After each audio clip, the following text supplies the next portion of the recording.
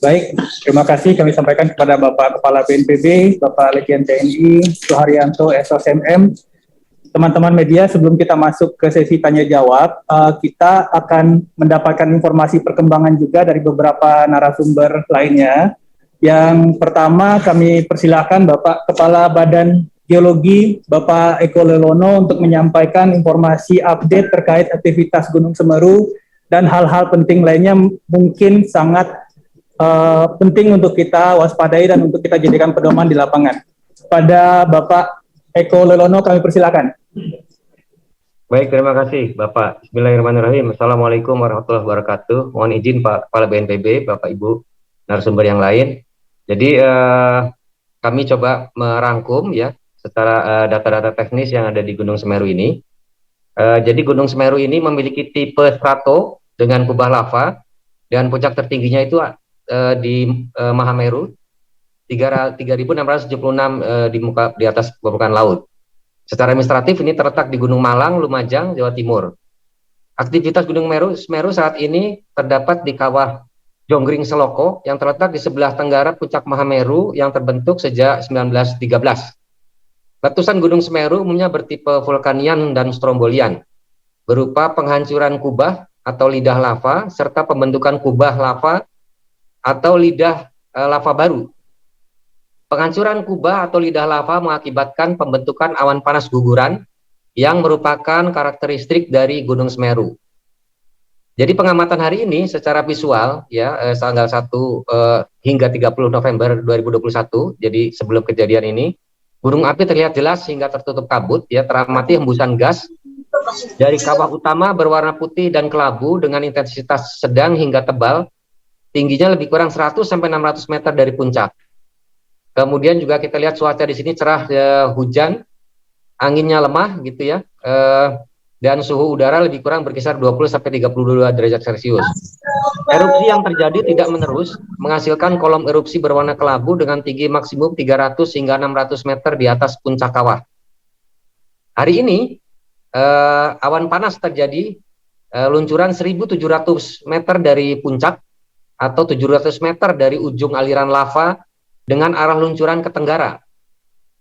Pasca kejadian awan panas guguran terjadi guguran lava dengan jarak dan arah luncuran tidak teramati. Kemudian pada tanggal 4 Desember 2021 mulai pukul 13.30 terekam getaran banjir pada seismogram. Kemudian pada pukul 14.50 teramati awan panas guguran dengan jarak luncur 4 km dari puncak atau 2 km dari ujung aliran lava ke arah tenggara. Ini ke Sungai Besuk Kobokan. Dari sisi kegempaan, ini jenis jumlah dan jenis kegempaan yang terekam selama tanggal 1 sampai 30 November 2021 didominasi oleh gempa letusan dengan rata-rata 50 kejadian per hari. Sedangkan pada tanggal 1 sampai dengan 3 Desember 2021 terekam gempa guguran masing-masing 4 kali. Kemudian juga kita lihat, kita amati juga ada gempa-gempa vulkanik ya, gempa vulkanik dalam, vulkanik dangkal, dan tremor terekam dengan jumlah sangat rendah.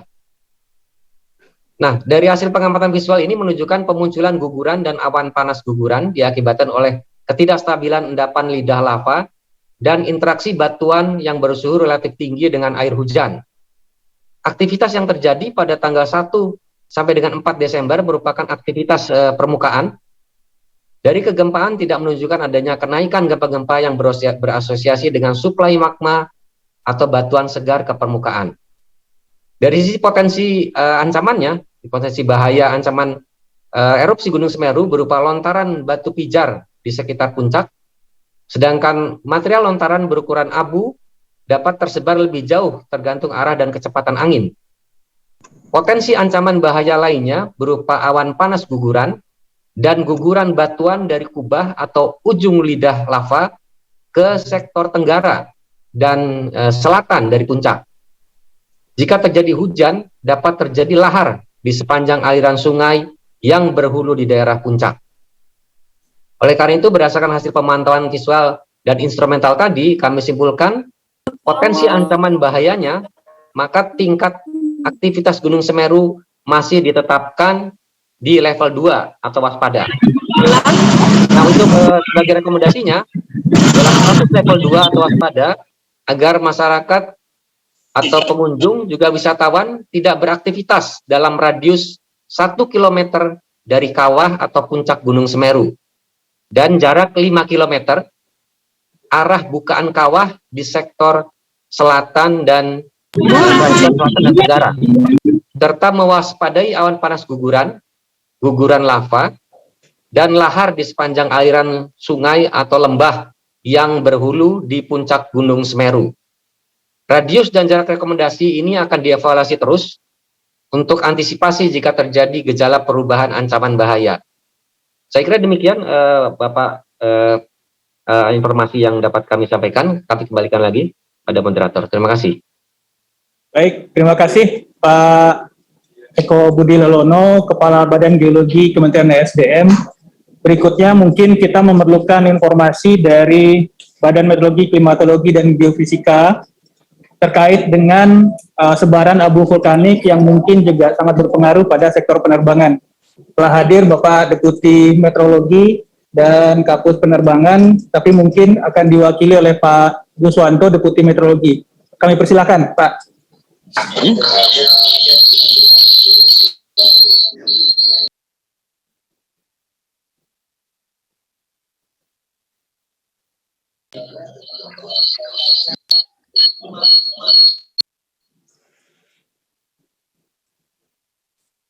Atau Pak Edison, Kepala Pusat Penerbangan. Baik, mohon izin Bapak Pimpinan. Silakan Pak. Baik, terima kasih.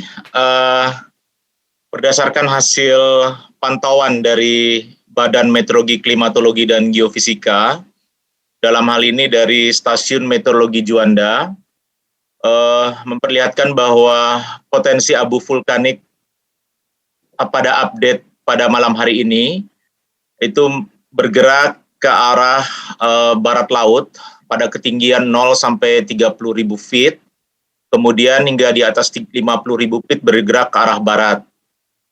Kemudian aktivitas dari Gunung Semeru tersebut memperlihatkan bahwa memang untuk 3 wilayah terdampak, yakni untuk stasiun untuk Bandara Yogyakarta International Airport, berdasarkan hasil pantauan di lapangan, saat ini belum terlihat adanya pengaruh dari abu vulkanik yang masuk ke wilayah tersebut. Demikian pula halnya untuk di Bandara Adi Sumarno dan juga di Malang. Dan saat ini kami dari BMKG tetap terus memantau perkembangan dari aktivitas dari Gunung Semeru tersebut, terutama juga berkoordinasi dengan pihak Airnav, ya, untuk mengetahui bagaimana potensi yang terjadi dari aktivitas tersebut. Tentunya memang kami akan terus memantau kegiatan tersebut yang sangat mempengaruhi tentunya bagi bagi aktivitas penerbangan. Demikian sementara yang kami laporkan. Satu lagi mohon izin. Baik, terima kasih Pak Edison. Mungkin terakhir dari Kementerian Kesehatan, dari Kepala Pusat Krisis Kementerian Kesehatan, Bapak Eka Jusuf Sinka, informasi yang sangat penting mungkin kesiapan vaskes kita di Lumajang dan beberapa tempat lainnya untuk menampung jika diperlukan, jika ada korban luka dan lain-lain. Bapak Kapuskris, kami persilakan. Baik, terima kasih. Mohon izin pimpinan. Lumajang. Mudah-mudahan suara saya jelas. Saya ingin melaporkan bahwa tim pusat krisis kesehatan bersama-sama dengan tim BNPB malam ini bergerak untuk menuju ke lokasi yaitu di Lumajang, dan sebagian juga sudah ada di Surabaya untuk berkoordinasi dengan kantor regional pusat krisis dengan Dinas Kesehatan Provinsi Jawa Timur. Dengan membawa logistik malam ini sudah bergerak ke Lumajang dan dari Surabaya, dan dari Jakarta juga demikian. Korban dari lapangan terpantau bahwa sebagian adalah luka bakar, sehingga puskesmas yang ada di sana telah mempersiapkan segala pelayanan kesehatan yang diakibatkan oleh bencana Gunung Semeru ini. alat-alat medis seperti masker, kemudian masker N95, sarung tangan, salep luka bakar, salep mata juga akan segera digerakkan pada hari ini juga, malam ini ke lokasinya. Tujuannya adalah untuk memperkuat pelayanan kesehatan di puskesmas. Kami juga telah membawa di tenda-tenda untuk melakukan pelayanan kesehatan darurat di lapangan dan juga memperkuat pelayanan kesehatan di pengungsian-pengungsian. Demikian laporan dari kami dan terus berkoordinasi dengan Kapus Dalop dan Kepala BNPB di Jakarta dan juga di Surabaya dan Lumajang. Terima kasih. Assalamualaikum warahmatullahi wabarakatuh.